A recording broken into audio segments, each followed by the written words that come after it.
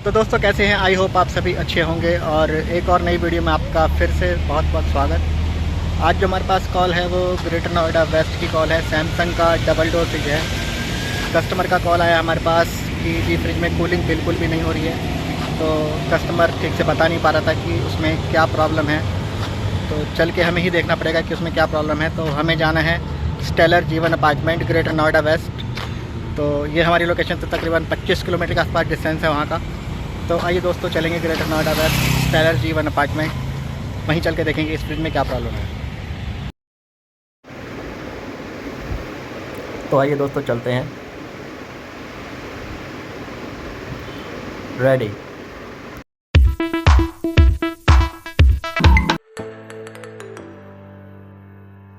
तो दोस्तों हम स्टेलर जीवन अपार्टमेंट पहुंच चुके हैं और अब अपार्टमेंट के अंदर एंट्री करते हैं।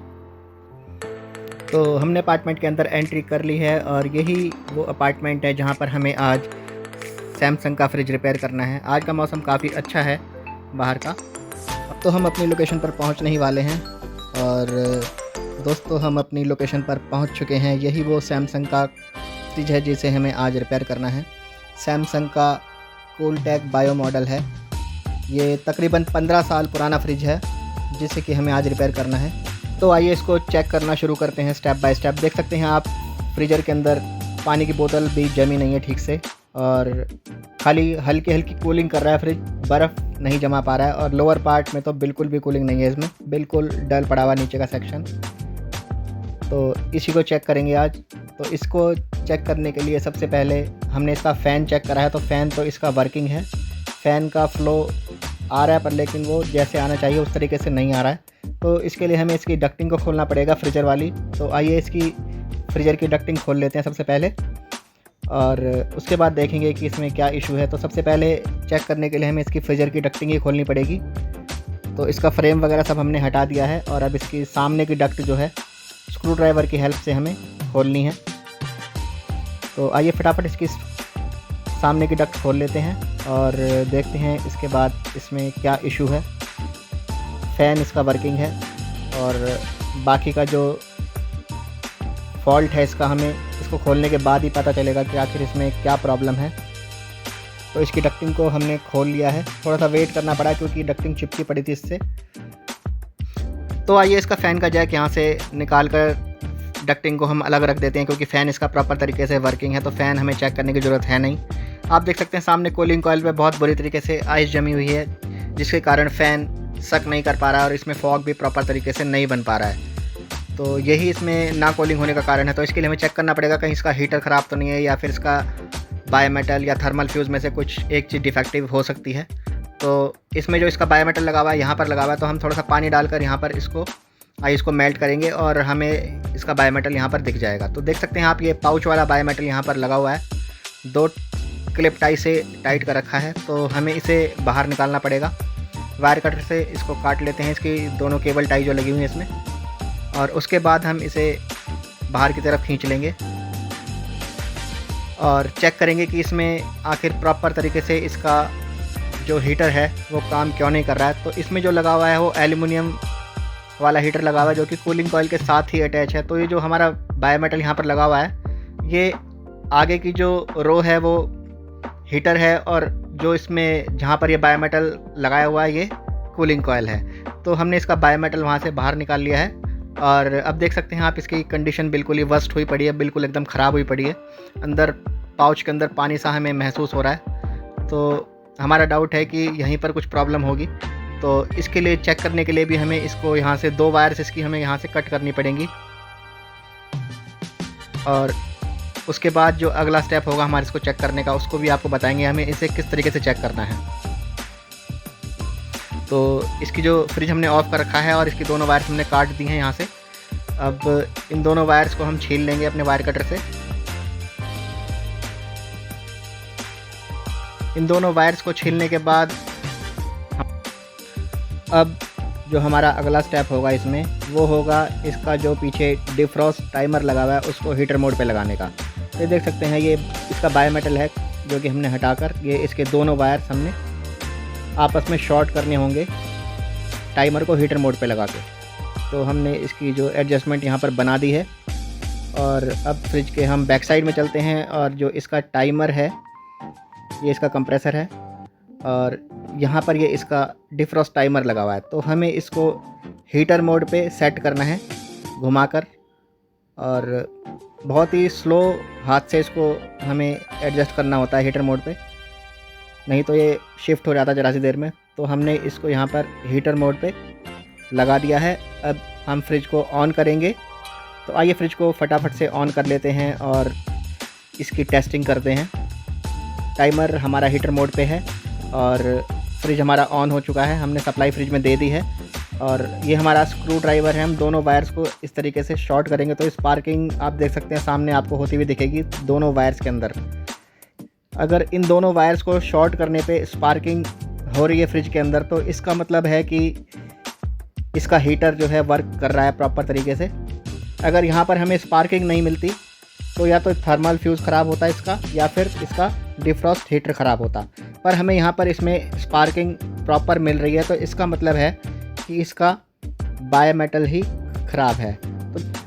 तो हमें इसमें नया बायोमेटल लगाना है और नए बायोमेटल की हमें जगह भी वहाँ से शिफ्ट करनी है। उसे हम जहाँ पर लगा हुआ था पहले वहाँ पर नहीं लगाएंगे, उसे हम हाइडर के पास में लगाएंगे। तो बने रहिएगा वीडियो में, दिखाते हैं आपको अभी हम कि हम उस बायोमेटल को नए वाले को कहाँ पर लगाने वाले हैं। तो दोनों वायर हमने बायोमेटल के यहाँ पर छील लिए हैं और इनको छीलने के बाद हम इसमें नया बायोमेटल यहाँ पर लगाकर पूरे वायर वगैरह टेप कर देंगे। तो ये हमारे पास बायोमेटल अवेलेबल है। बायोमेटल आप किसी भी कंपनी का यूज़ कर सकते हैं, गोदरेज का भी यूज़ कर सकते हैं, वर्लपूल का भी यूज़ करते हैं। सारे बायोमेटल्स का काम एक ही होता है, जो कि ठंडा होने पर अंदर से शॉर्ट हो जाते हैं और जब हीटिंग मिलती है बायोमेटल को तो वो अंदर से कनेक्टिविटी छोड़ देते हैं। तो ये हमने यहाँ पर गोदरेज का बायोमेटल यूज़ करा है और इसको हम लगाने के बाद टेपिंग कर देंगे। ये हमने इसकी जो दोनों वायर्स हैं लगाने के बाद बायोमेटल से इनको दोनों को टेप कर देते हैं ठीक से। तो हमारा टेस्ट जो है इसका प्रॉपर तरीके से हो चुका है। अब हम इसको टेप करने के बाद इस बायोमेटल को हम हाइडर के आसपास लगाएंगे और जो कैपलरी वाला जो कूलिंग कॉइल का पाइप है उस पर लगाएंगे हाइडर के पास, जिससे कि ज़्यादातर जो आइस आती है उसी जगह पर आती है। तो हम इसे यहाँ पर लगाने वाले हैं। तो इसको हम केबल टाइप की हेल्प से यहाँ पर लगा देंगे कैपलरी वाले कूलिंग कॉइल के पाइप पे, और हाइडर भी इसके पास ही है। तो दोनों तरफ की जो है टेम्परेचर ये सेंस करेगा और टाइमर को हीटर मोड पे आते ही हीटर ऑन कर देगा। तो ये हमारा यहाँ पर टाइट हो चुका है केबल टाई के थ्रू, और अब केबल टाई को हम अपने वायर कटर से काट देंगे। जितनी हमें ज़रूरत थी उतनी केबल टाई यहाँ पर हमें लेनी है और उसके बाद हमें इसको वायर कटर से काट देना है। और ये हमारा फ्रिज ओके हो चुका है। अब हमें सिर्फ इसको पैक करना रह गया है।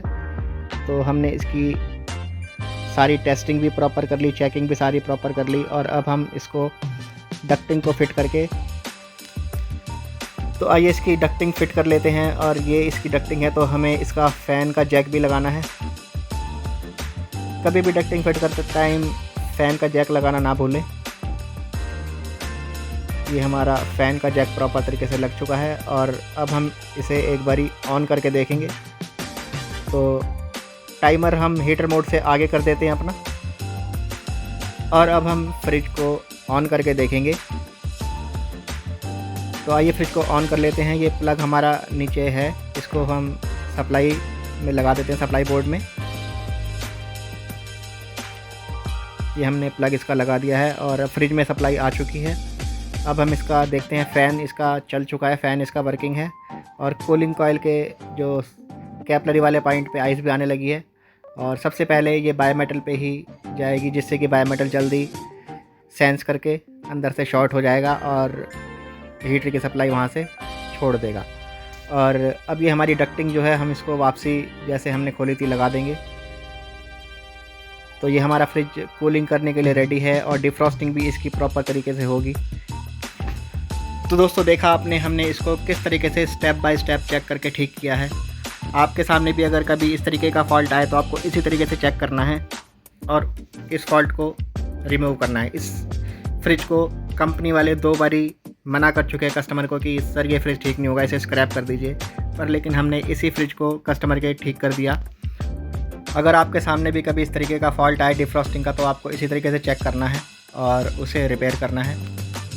इसमें ये इसका फ्रेम है, ये भी लेफ़्ट साइड में ऐसे करके फिट हो जाता है बड़े आराम से। और जो इसकी सामने की जो एडजस्टमेंट है, ये हमें लेफ़्ट पे रखनी होती है, कोल्ड की तरफ। कोल्ड की तरफ रखने पे इस पर फ़ैन जो है नीचे एयर ज़्यादा फेंकेगा और नीचे की कूलिंग एकदम परफेक्ट मिलेगी उससे। अगर हम इसे राइट हैंड पे कर देंगे तो नीचे की कूलिंग कम हो जाएगी। इसको हमें हमेशा लेफ़्ट पे ही रखना होता है इस वाले मॉडल में। और ये फ्रिज हमारा ओके हो चुका है।